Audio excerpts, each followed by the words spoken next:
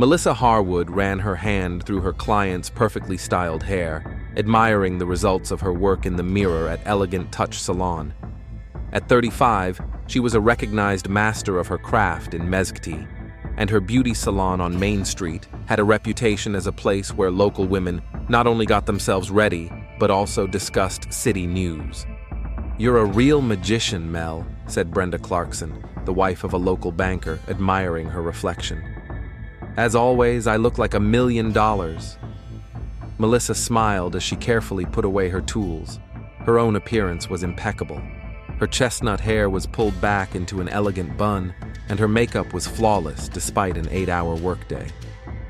Perfectionism was her trademark, which applied equally to her work and personal life. "Thanks, Brenda. See you next Thursday?" "Sure. By the way, how's Felix doing? I heard he got a contract to build a new residential complex on the east side." "Yeah, things are going well." Melissa closed the cash register, quickly counting the day's takings. "Harwood Construction is growing. I can barely keep up with all the paperwork." It was true. Over the past 2 years, Felix's construction company had experienced a real boom. Mezquite was actively developing, with young families moving from big cities in search of a quieter life, but with urban amenities. Felix knew how to find and develop promising sites, and his reputation as an honest contractor opened doors to large contracts. "You and Felix are a real dream team," Brenda continued, putting on her coat. 12 years of marriage, and you still look like newlyweds. That's rare these days." Melissa nodded, but something inside her flinched. In recent months, she had noticed more and more that their perfect family harmony was faltering. Small, almost imperceptible cracks that others didn't see, but which troubled her with growing anxiety. After the last client left, Melissa locked up the salon and headed for her Honda CR-V. The time was 7:20 p.m. Felix usually picked her up after work in his pickup truck, but today he had sent her a text message. "Running late at the site. Get yourself home. Love you." Such messages were becoming more and more frequent. Felix used to always warn her in advance about delays, explain the details, apologize. Now, his messages were brief, almost formal notifications. The Harwood's house was located in the prestigious Oak Ridge neighborhood, a 20-minute drive from downtown. The 2-story colonial house with white columns and immaculate landscaping was Melissa's pride and joy. Every detail of the interior had been carefully thought out, from the Italian tiles in the kitchen to the designer furniture in the living room. Parking in the garage next to the empty spot for Felix's pickup truck, Melissa entered the house. Silence greeted her. Their children were already grown and living separately. Their eldest son Michael was in college, and their daughter Emma worked in Des Moines. Melissa walked into the kitchen, where the construction company's documents she had been reviewing the day before lay on the marble island. As the CFO of Harwood Construction, although it was more of a family responsibility than an official position, she kept all the records, controlled expenses, and paid taxes.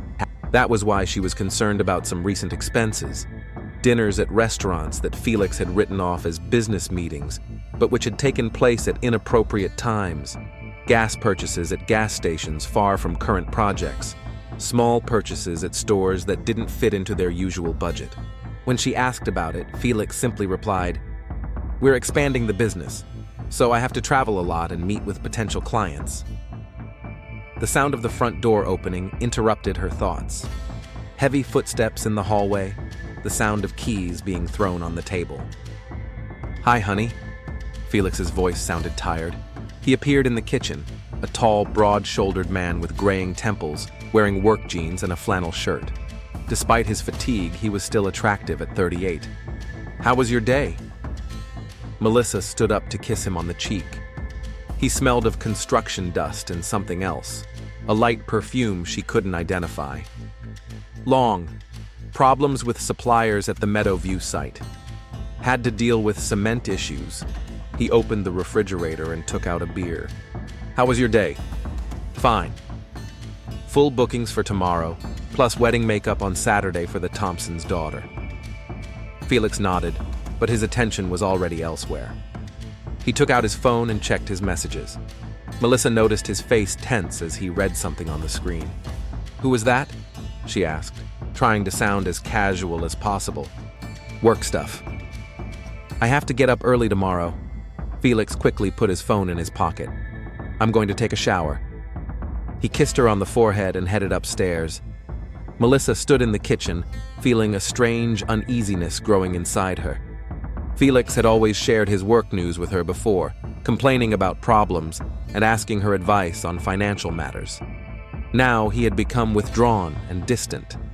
Maybe it was just stress from expanding the business, or something more serious? While the shower ran upstairs, Melissa tried to push the disturbing thoughts out of her mind by focusing on making dinner. But one question kept running through her head. What had changed in their perfect marriage, and why did the husband she had lived with for 12 years suddenly seem like a stranger to her? The home phone rang in the next room. It was Melissa's mother calling from Cedar Rapids. "Hi, Mom." "Melissa, dear, how are you? I haven't seen your photos on Facebook for several weeks. You used to post pictures with Felix so often." Melissa looked at the staircase, where the shower continued to run. "When was the last time they had taken a photo together?" "Just a lot of work, Mom.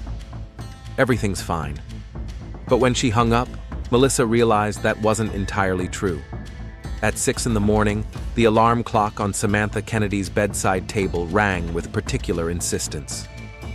The 29-year-old woman stretched, feeling the familiar pain in her lower back after another long shift at the Main Street diner. Her one-room apartment in an old high-rise on Park Avenue was far from luxurious. Cracked paint on the walls, creaky floorboards, a radiator that worked intermittently.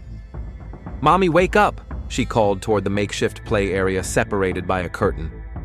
8-year-old Kayla was already awake and quietly playing with her few toys.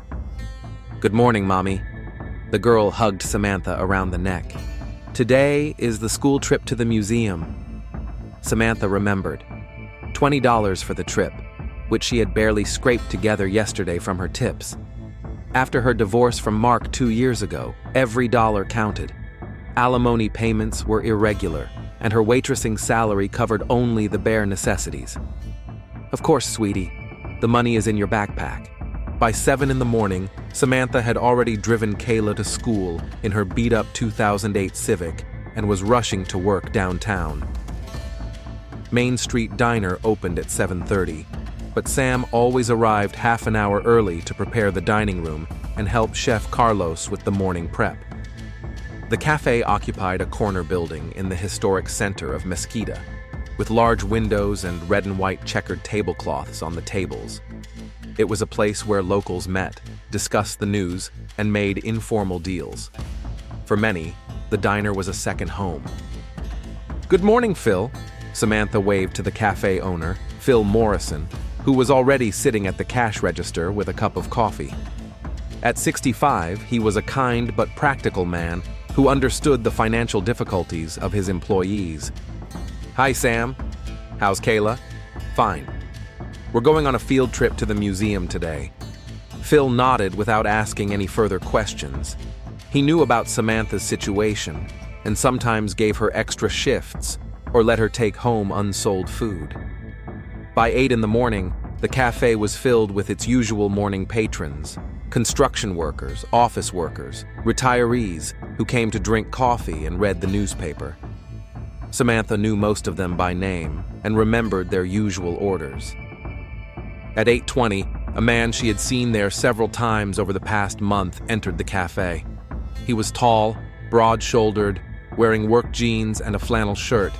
His pickup truck had Harwood Construction written on the outside. Felix.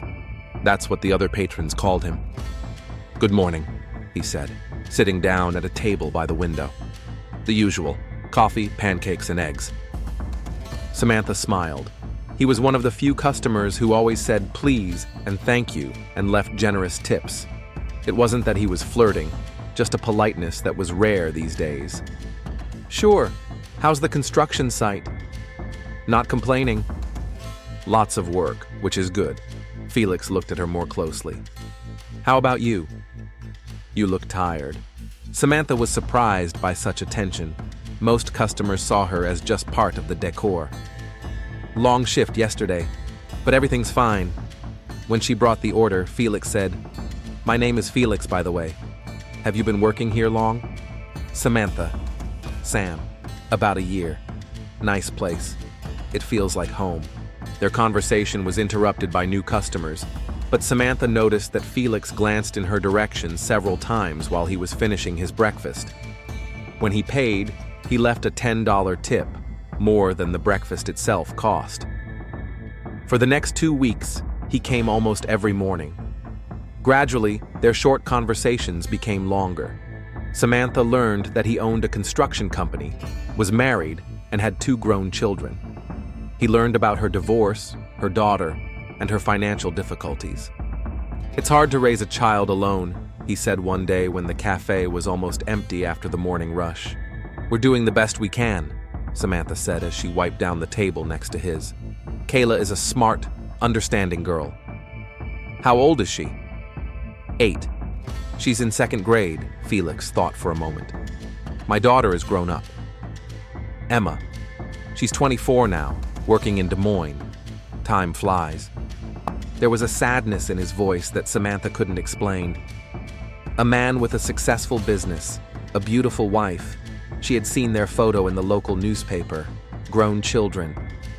What did he have to be sad about?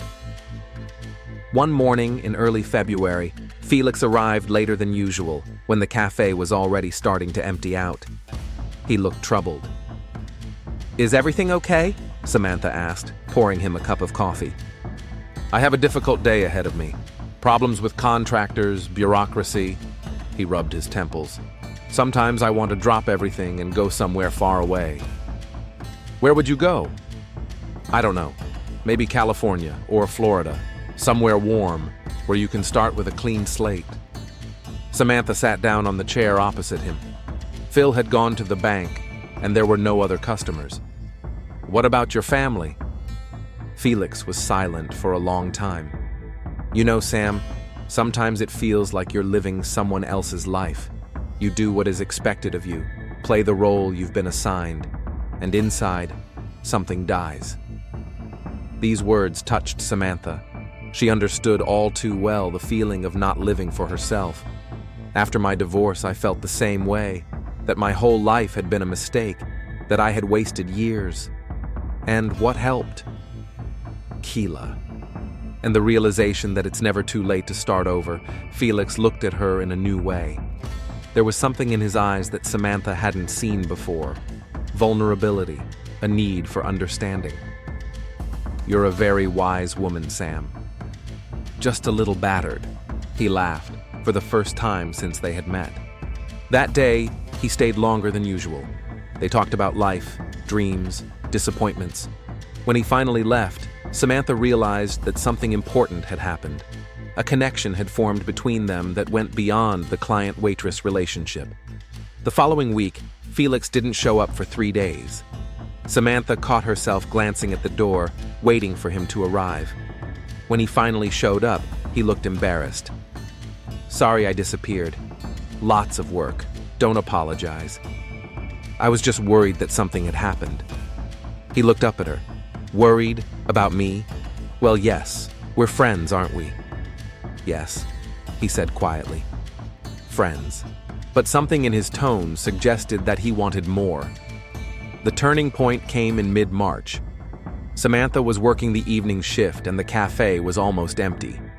Outside, it was snowing, the last snowfall of the winter. Around 9 o'clock, Felix walked in. "We're closing in half an hour," Samantha warned him. "I know. I just wanted to see you." The directness of his confession caught her off guard. "Felix, Sam, I can't stop thinking about you. About our conversations. You give me something I don't get at home." "What about your wife?" "Melissa," he paused. "We've been living like roommates for the past few years. She's busy with her salon, I'm busy with my construction business. We function as a family, but the spark is gone." Samantha knew she was standing on the edge of a precipice. One step and her life would change forever. "This is wrong," she said, but her voice trembled. "I know." Felix stood up and moved closer to her. "But for the first time in years, I feel alive." When he kissed her, Samantha didn't resist. That kiss contained all the need for closeness, understanding, and love that had built up over years of loneliness. The next day, Felix bought a prepaid cell phone at an electronics store on the outskirts of town. Only Samantha knew the number. Their meetings became regular. At first, they were short encounters in his truck in the supermarket parking lot. Then they moved to rooms at the Roadrunner Motel on Highway 35, 20 minutes from the city. Felix always paid in cash and registered under fake names. "I feel like a teenager," Samantha laughed, lying in his arms in a cheap motel room. Trucks rushed past the window, heading for Des Moines. "And I feel like I've woken up after a long hibernation," Felix replied, kissing her shoulder. He started giving her money. At first, Samantha protested, but he insisted. "It's not what you think. I just want to help. Kayla deserves better." $200 a week.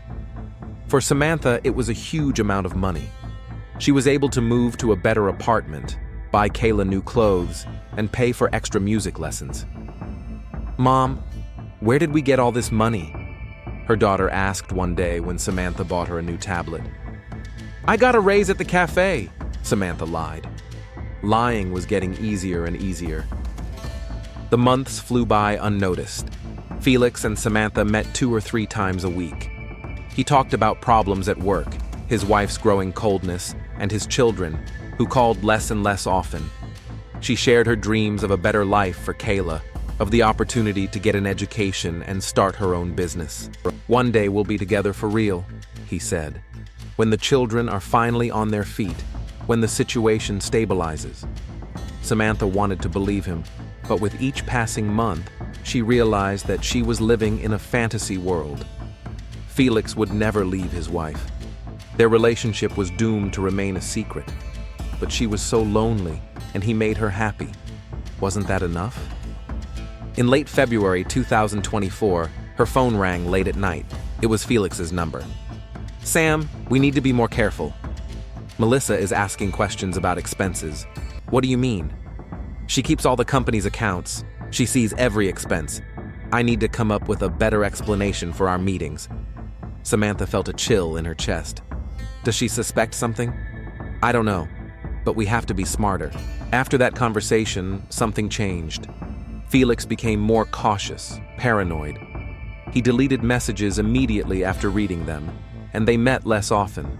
Samantha felt their connection becoming increasingly fragile. But she couldn't stop now. A year of secret relationships had changed her life and given her hope for a better future. The thought that it could all end was unbearable. She loved him, or what she thought was love.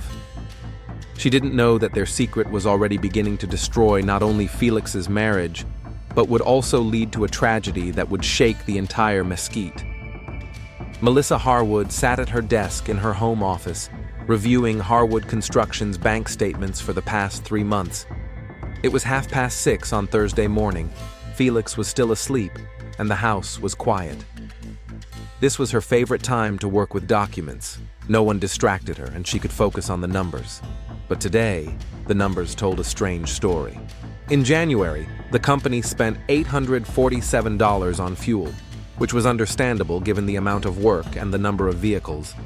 But spending on business lunches had risen from the usual $200 to $300 per month to $650.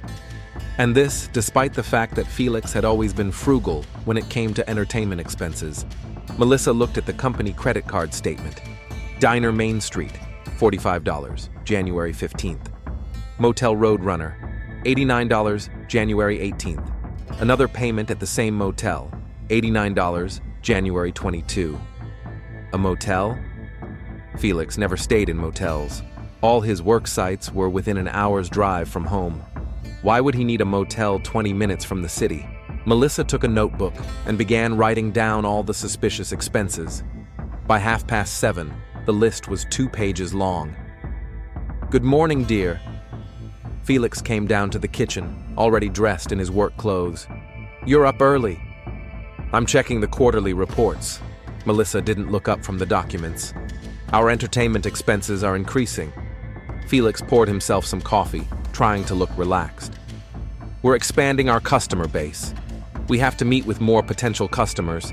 At the motel on Highway 35? The pause was too long. Melissa looked up and saw Felix frozen with the cup in his hands. Sometimes meetings run late, especially with clients from other cities. It's easier to stay overnight than to drive home tired. The explanation sounded reasonable, but something in Felix's tone made Melissa even more wary. "Why didn't you tell me about this? You always used to let me know when you planned to stay somewhere overnight. I didn't want to bother you. I know how worried you get." Felix kissed her on the cheek and headed for the door. "I'll be back late tonight. A large project on the east side requires constant supervision." After he left, Melissa sat over the documents for another hour. She was not so much concerned about the amount of money. The expenses were not critical to the company's budget. What bothered her was her husband's secrecy, his awkwardness when explaining things. She arrived at the elegant touch salon at 9:30, an hour later than usual. Her first client, Jennifer Walsh, the wife of a local doctor, was already waiting. "Sorry I'm late, Jen. Corporate stuff." "No problem. By the way, I saw Felix downtown yesterday, near that cafe on Main Street, around 9 in the morning. I thought he usually leaves early for his projects." Melissa froze, holding a tube of foundation in her hands. Maybe he was meeting someone for work. Yeah, probably. It just seemed strange. He was sitting with some woman. For quite a long time, over an hour. They seemed, how should I put it, very engrossed in conversation. The blood drained from Melissa's face. She tried to remain calm. Surely a client. Sometimes project discussions drag on, but inside, everything turned cold. Felix never met with clients in cafes. All business meetings took place either at the company's office or at the sites. The rest of the day passed in a fog. Melissa mechanically did her work, but her thoughts kept returning to Jennifer's words. A woman in a cafe, a long conversation, expenses at a motel. In the evening, Felix returned at 9:30, as promised, but he didn't smell of construction, dust, or fatigue after a long day at work. On the contrary, he looked fresh, even satisfied. "How was your day?" Melissa asked as they got ready for bed. "Productive. We resolved several important issues with the contractors. Where exactly were you? At which site?" Felix paused for a second longer than he should have. "Meadowview. Electrical problems." Melissa nodded, but mentally noted that tomorrow she would check whether electricians had actually been working at that site. The next morning, after Felix had left, Melissa called the electrician foreman, Tom Anderson, with whom the company had been working for 5 years. "Hi, Tom. Felix asked me to check on yesterday's work at Meadowview. Did you finish everything?" "Meadowview? Melissa, we haven't worked there in 2 weeks. We finished everything at the beginning of the month." Her heart began to race. "Maybe I mixed up the sites." "Maybe." "Yesterday we worked on Park Lane, but Felix wasn't there. Jimmy was in charge of the work." After talking to Tom, Melissa sat in the kitchen, feeling her familiar world crumble around her. Felix had lied.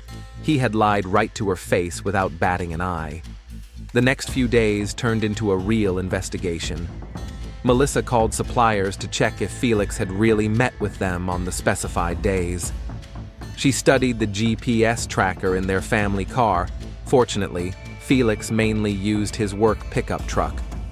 She analyzed every expense, every strange phone call. The picture was becoming increasingly disturbing.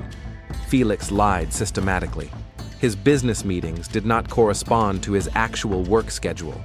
The motel expenses were repeated with frightening regularity. On Thursday evening, while Felix was taking a shower, his phone vibrated on the bedside table. The message was from Mike Johnson. That's how the contact was listed. "Same time tomorrow?" I miss you, Mike Johnson? Melissa knew all of her husband's business partners, but she didn't remember that name. And why would a business partner write I miss you?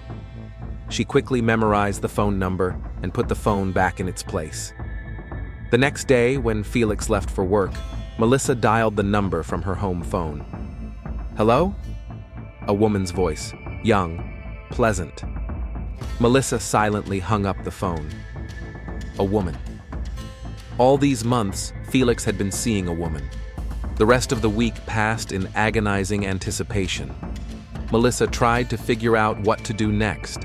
Confront her husband, hire a private investigator, try to forget and save her family? The answer came on Sunday morning, quite by accident. Felix was washing his work clothes in the garage, dirty jeans and shirts that weren't washed in the home washing machine so as not to clog it with construction dust. Melissa went out to the garage to get some gardening tools and saw a small black object fall out of his jacket pocket, a second phone. Felix was in the shower and didn't notice it was missing. Melissa picked up the device with trembling hands. It was a cheap prepaid phone with no brand logo. She turned it on, no password. The first message in the chat history was dated March of last year. Thanks for breakfast and the conversation. You're a special person, Felix sender. Sam. Melissa scrolled down the chat, reading the messages with growing horror.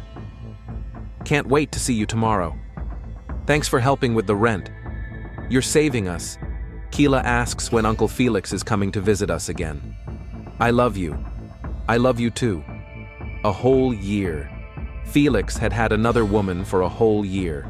A woman with a child he called Uncle. A woman he gave money to. A woman he loved. Melissa scrolled through the messages, each one like a stab in the heart. Photos of this Sam, an attractive young woman with brown hair. Photos of their motel encounters.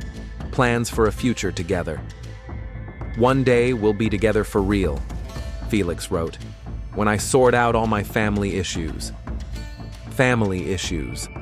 It was her, Melissa, who was the family issue that needed to be sorted out.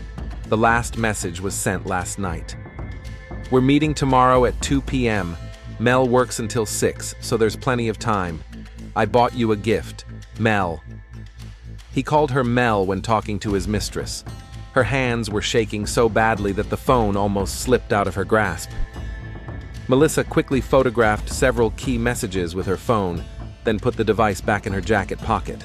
When Felix came out of the shower, she was sitting in the kitchen with a cup of coffee, outwardly calm. But inside, a hurricane of emotions was raging. Betrayal, humiliation, rage, 12 years of marriage, 12 years of trust, shared plans, a joint business. And all this time, a whole year, he had been living a double life. He'd been spending their shared money on his mistress and her child. He had been planning to resolve family issues, to get rid of her. Plans for today? She asked, trying to keep her voice normal. Visiting some sites. I'll be back for dinner. Another lie. She knew where he would be at 2 o'clock. The day dragged on painfully slowly. Melissa tried to work, but her hands trembled as she applied makeup to her clients. Her thoughts were jumbled, her emotions changing at a kaleidoscopic speed. How could she not have noticed? How blind had she been? All the signs were there: distancing, secret phone calls, changes in intimacy. But she trusted him. She believed in their marriage, in their love. By evening, rage began to supplant other emotions. Not just anger, cold, all-consuming rage. Felix had deceived her, humiliated her, planned to leave her. And yet every day he came home, kissed her, pretended to love her. She spent several hours on the internet researching Samantha Kennedy. She found her social media profile, photos with her daughter. A beautiful young woman, 7 years younger than Melissa. Of course, Felix had chosen exactly that type. When Felix came home at 6:30, Melissa greeted him with a smile. How was your day? Good. I checked all the properties. Everything is in order. That's great. They had dinner as usual. They discussed plans for the weekend and a new contract that Felix was supposed to sign next week. Felix was relaxed, even happy. Surely his meeting with his mistress had gone well. After dinner, Felix went to watch TV. Melissa cleaned the kitchen, mentally planning the next day. Tomorrow, Monday, she would tell him the truth. She would tell him that she knew about Samantha, about their year of lies, about their plans to resolve family issues. She imagined the scene over and over again. His face when he realized he had been exposed. His attempts to explain, apologize, justify himself. But apologies wouldn't change anything. It was too late for apologies. 12 years of marriage destroyed by one betrayal. And Melissa didn't yet know how far she was willing to go to make sure that betrayal didn't go unpunished. That night, she hardly slept, lying next to her husband and thinking about how their lives would change tomorrow. But she couldn't have foreseen that tomorrow would bring not only confrontation, but also tragedy that would forever change the fates of everyone involved in this story. Monday, March 18th, 2024, 7:30 a.m. The Harwood family home in Oak Ridge. Melissa woke up before her alarm clock. She had been awake most of the night, replaying the upcoming conversation with Felix in her head. Her husband slept peacefully beside her, even snoring, the sleep of a man with a clear conscience, or with a conscience that had long since ceased to bother him. She quietly went down to the kitchen and turned on the coffee maker. Rain drizzled outside the window, and the gray March morning promised to be long. Her first client was scheduled for 9 o'clock, but today the salon would have to wait. Today, the fate of their marriage would be decided. Felix came downstairs at 7:30, as usual. Melissa stood at the kitchen island with her back to the stairs, pretending to read the morning news on her tablet. "Good morning," he said, heading for the coffee maker. "Didn't sleep well? You tossed and turned all night." "I was thinking about things." Melissa didn't turn to him. "Felix, we need to talk." "Sure. About what?" Now she turned and looked at him. In his work jeans and plaid shirt, with graying temples and his usual smile, he was the same man she had married 12 years ago. But now she saw him differently. "About Samantha." The mug froze at his lips. A momentary pause, but Melissa noticed it. "Who?" "Samantha Kennedy. The waitress at the cafe on Main Street. The woman you've been seeing for a year." Felix put the mug down on the counter. His face became stony. "Mel, I don't know what you're talking about." "Don't lie to me anymore," Melissa's voice rose. "I know everything. About the motel, about the money you give her, about your plans for the future. Have you been following me? I found your second phone." Now Felix turned pale. He instinctively reached for the pocket where he usually kept his work phone. "What phone?" Melissa took a black device out of the kitchen table drawer and placed it on the marble countertop between them. "This one." "I read your messages, Felix. All of them, from the first to the last." They stared at each other in silence for a few seconds. The rain intensified, drumming on the windows. Thunder rumbled somewhere in the distance. "Mel." Felix took a step toward her. "Don't come near me." She backed away toward the kitchen sink. "Don't you dare come near me." "Listen, it's not what you think." "Not what I think?" Melissa laughed, but there was no joy in her laughter. "What is it, Felix? What is it if not cheating? If not a year of lies? If not plans to leave me for your young mistress?" "It's complicated." "Complicated?" 12 years of marriage is complicated. Our business together is complicated. Or was it just too complicated to tell your wife the truth? Felix rubbed his face with his hands. "Yes, I'm seeing Sam. But that doesn't mean..." "Doesn't mean what? That you're not planning to leave me? I read your messages. When I sort out family matters, that's about me, isn't it? I'm a family matter that needs to be sorted out? Mel, please let me explain. Let me... Explain what? How you led me on for a year? How you spent our money on her and her child? How you came home every day and lied to my face? Melissa's voice grew louder, the emotions that had built up over a sleepless night bursting out. You don't understand. Felix also began to raise his voice. There's been nothing between us for a long time. We live like roommates. When was the last time I felt like you really saw me and not just my role as a husband? So it's my fault? I'm not saying it's anyone's fault. People just change. Relationships change. And instead of talking to me working on our marriage, you decided to find a replacement? Sam gives me what I don't get at home. Those words hit Melissa like a slap in the face. And what exactly does she give you, Felix? Youth? Admiration? Or just a willingness to sleep with a married man for money? Don't talk about her like that. Oh, now you're defending her? In our house, in our kitchen, you're defending your mistress? Sam isn't like that. She's a good person who's in a difficult situation. She has a little daughter. And that justifies her destroying someone else's family? What family, Mel? Look at us. When was the last time we talked about anything other than work? When was the last time we were close? We function, but we don't live. Melissa felt a wave of rage rise up inside her that she had never felt before. All the years she had supported his business, kept the books, sacrificed her interests for the sake of the family. All this time, he had considered their marriage a mere formality. So it's my fault? I'm a bad wife, so you had the right to cheat on me? I'm not saying you're a bad wife, but we both know there hasn't been any spark between us for a long time. Spark, Melissa repeated the word bitterly. For the sake of a spark, you're willing to throw 12 years away? It's not that simple. What about our children? Michael, Emma? Should they find out that their father preferred a young waitress to their mother? The children are grown up. They'll understand. Understand?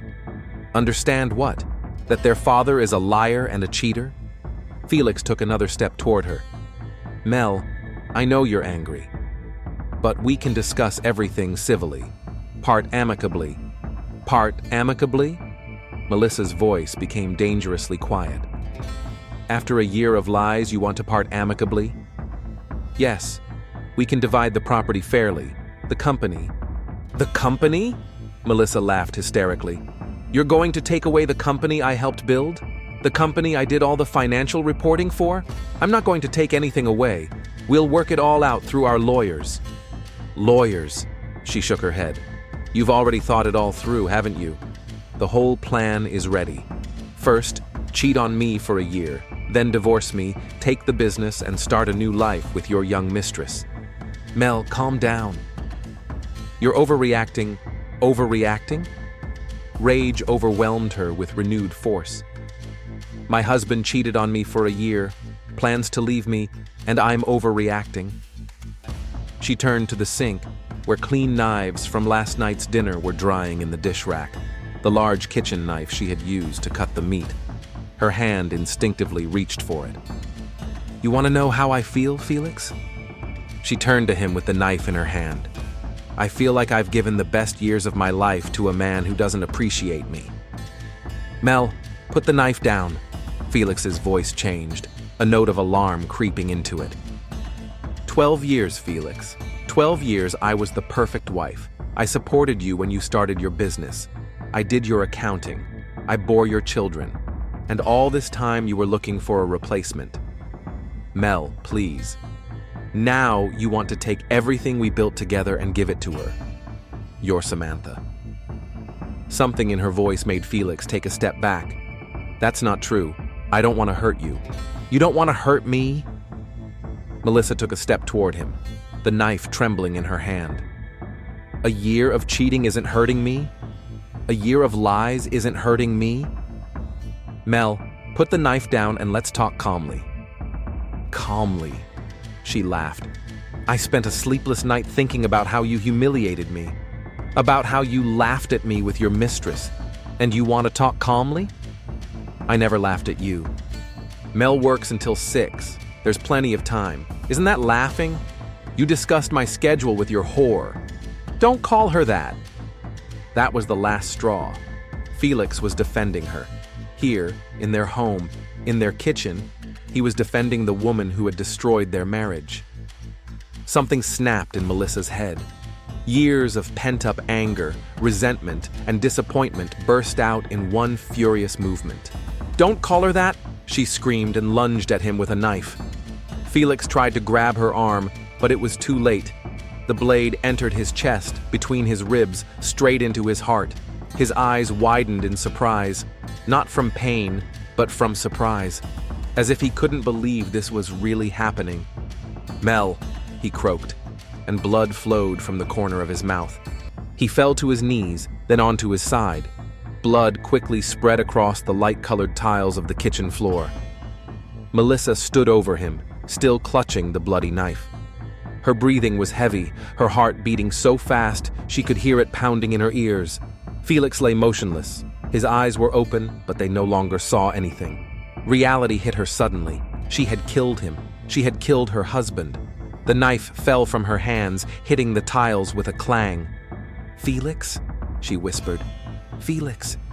She knelt down next to him and shook his shoulder, but he didn't respond. The blood had stopped flowing. Melissa sat on the floor next to her husband's body for who knows how long. Maybe minutes, maybe hours. Time had lost its meaning. Then she slowly got up, walked over to the kitchen phone, and dialed 911. "Emergency services. What happened?" "I killed my husband." Melissa's voice was surprisingly calm. "I'm sorry. Can you repeat that?" "I killed my husband. With a knife. He's dead." "Your address?" 1247 Oak Ridge Drive, Mesquite. "Ma'am, stay on the line. We're sending the police and an ambulance." Melissa hung up and sat down on a chair at the kitchen table. She no longer looked at Felix's body. She just sat and waited. The first police car arrived 8 minutes later. Detective James Rodriguez received the call on his radio while driving to work. "Murder on Oak Ridge. Suspect at the scene, weapon confiscated." Rodriguez turned around and drove to the scene. At 45, he had seen a lot, but domestic murders were always particularly difficult. He knew the Harvoods by reputation, a successful family, respected people in the city. What could have led to this tragedy? Melissa was sitting in handcuffs in the back seat of the patrol car when Rodriguez arrived on the scene. She did not resist arrest or try to escape. She simply allowed herself to be handcuffed and led out of the house. "What do we have?" Rodriguez asked Sergeant Tompkins. Melissa Harwood, 35 years old, killed her husband Felix with a kitchen knife, called the police herself, confessed over the phone. Motive? Not clear yet. She's barely talking. Rodriguez surveyed the crime scene. The kitchen looked like something out of a magazine, except for the pool of blood on the floor and the man's body next to the kitchen island. No signs of a struggle, just one precise stab to the heart. "Where's the knife?" "There it is." The officer pointed to the bloody blade next to the body. Fingerprints everywhere, on the knife, on the phone, on the door handles. A clear picture, Rodriguez nodded. Too clear, to be honest. Most killers try to hide the evidence, run away, lie. This woman did the opposite. "I want to talk to her." Melissa sat in the station's interrogation room, still in her blood-stained clothes. She didn't ask for a lawyer or demand a phone call. She just sat and stared at the wall. "Mrs. Harwood, I'm Detective Rodriguez. Would you like to tell us what happened?" She looked at him for the first time since her arrest. "I killed my husband." "Why?" "He was cheating on me. He had been cheating on me for a year. He was planning to leave me." The simplicity of her answer surprised Rodriguez. No attempts to justify herself or downplay what had happened. "And you decided to kill him?" "No," Melissa shook her head. "I didn't decide. It just happened." Rodriguez wrote down every word. This case promised to be complicated, despite its apparent simplicity. Mesquite Police Station, March 19th, 2024, 9 a.m. Detective Rodriguez sat in his office, studying the Harwood case file. In front of him were photos from the crime scene, a preliminary medical examiner's report, and a list of people to interview. The case was unusual, a full confession, no attempts to hide evidence, but the motive required careful examination. The first thing to do was to talk to Samantha Kennedy. Samantha came to the station voluntarily when she received a call. She looked shaken, her eyes red from crying. After learning of Felix's death from the news, she had spent a sleepless night. "Mrs. Kennedy, thank you for coming." Rodriguez turned on the tape recorder. "Tell me about your relationship with Felix Harwood." Samantha looked at the floor. "We dated for about a year. He was married." "Yes, I knew." Her voice was barely audible. "How did your relationship begin?" Samantha recounted their first meetings in a cafe, how they gradually grew closer, how Felix became a source of support for her during a difficult period in her life. "Did he talk about his wife?" "Sometimes. He said they had grown apart, that they lived like roommates. Did he mention plans to divorce?"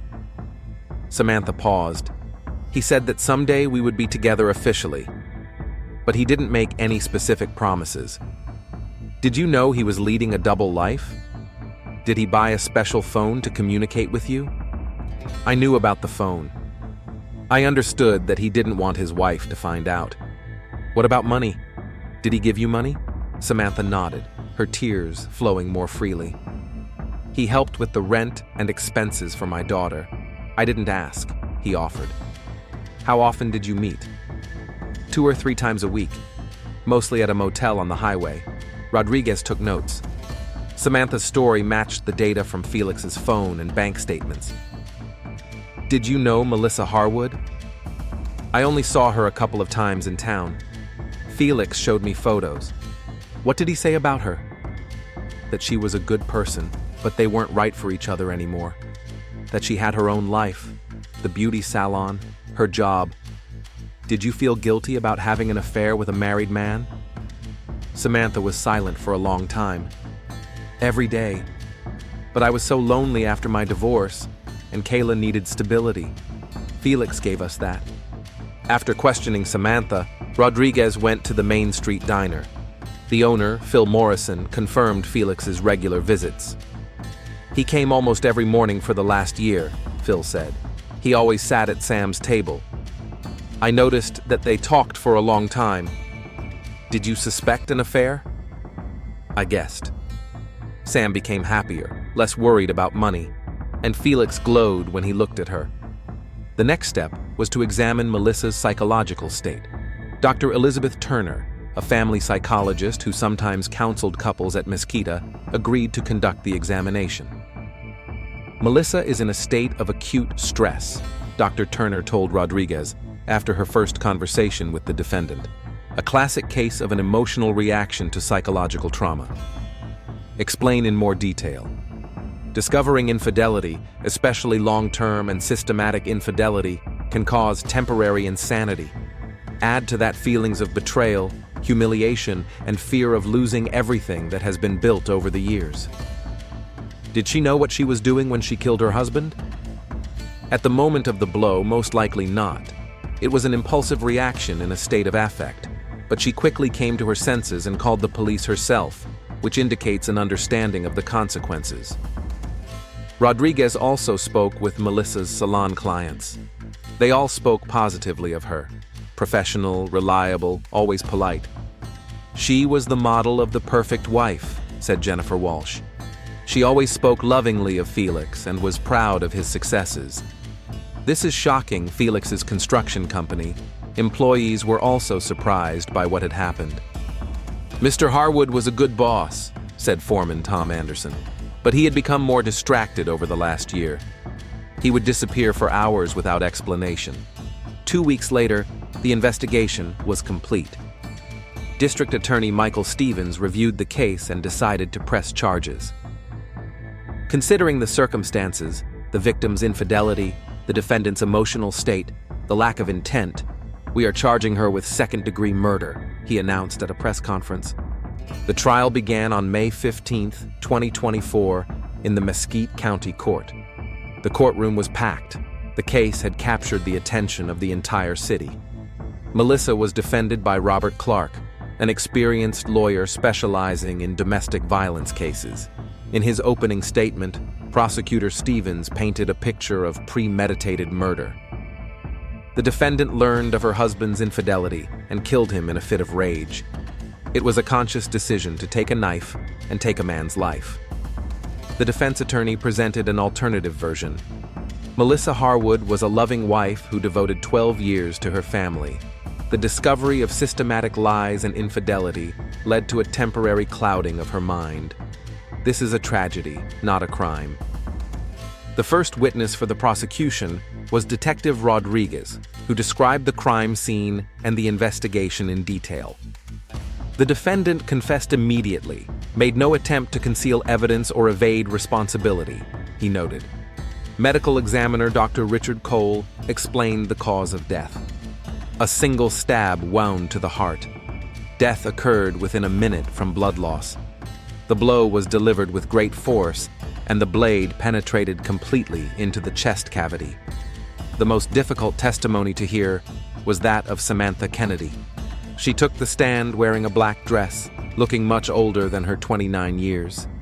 "I knew I was hurting his family," she admitted. "But Felix convinced me that their marriage was effectively over." "Did you plan a future together?" asked the prosecutor.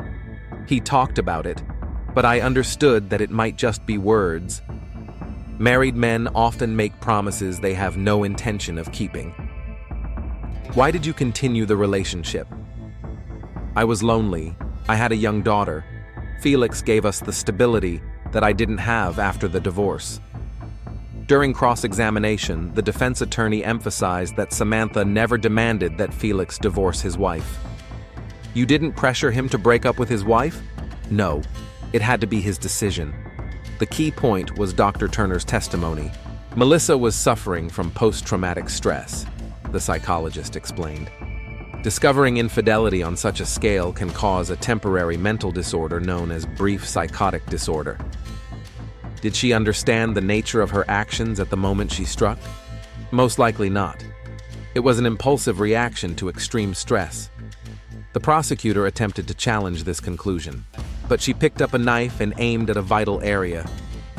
In a state of affect, people can perform purposeful actions without being fully aware of them, Dr. Turner replied. Melissa testified in her own defense on the third day of the trial.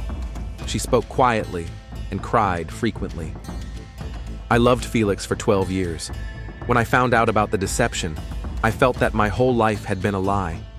He was planning to leave me for a younger woman, to take the business we had built together." "What do you remember about the moment you struck him?" "Almost nothing. I remember him defending her, blaming me for the problems in our marriage. The next thing I remember is him lying on the floor. Do you regret what happened? Every second. I would give anything to bring him back to life." In his closing statement, the prosecutor emphasized, "Infidelity does not justify murder. Melissa Harwood chose violence instead of divorce." The defense attorney appealed to the jury's humanity. This is a tragedy that has destroyed 2 families. Melissa is not a danger to society. She needs treatment, not prison. The jury deliberated for 2 days. On May 22nd, they returned a verdict, guilty of second-degree manslaughter. Judge Margaret Davis announced the sentence on May 25th. Considering the lack of intent, the guilty plea, the lack of prior offenses, and the extreme psychological circumstances, I sentence Melissa Harwood to 8 years in prison with the possibility of parole after 4 years. After the sentence was announced, silence fell over the courtroom. Melissa's children, Michael and Emma, hugged each other and cried. Samantha Kennedy quietly left the courtroom without looking at anyone.